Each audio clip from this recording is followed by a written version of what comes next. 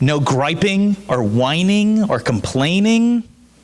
Because when you gripe and you whine, you complain, what are you saying about what God is doing? That he's really not really good or in control? Peace, patience, kindness, gentleness, and self-control.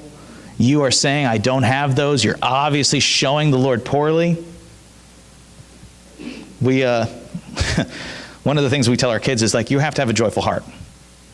You have to have a joyful heart. You're created to have a joyful heart. So we went over to my in-laws, and they have a cat. And the cat, we walked up, and the cat went underneath the bed and scared Sarah. And then Sarah came to me later and said, their cat's name is Pumpkin. Pumpy needs to have a joyful heart. And so occasionally we'll remember that we need to pray for a joyful heart, and a little person will add, and Pumpkin needs a joyful heart, Lord. And so we're to have a joyful disposition. We're not to gripe, to whine, to complain. Because as the scripture says in Philippians 4:10, 13, I rejoiced in the Lord greatly that now at length you may have revived your concern for me. For you were indeed concerned for me, but you had no opportunity.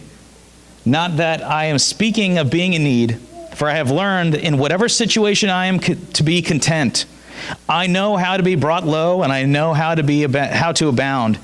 And in any and every circumstance, I have learned the secret of facing plenty and hunger and abundance and need. I can do all things through Christ who strengthens me.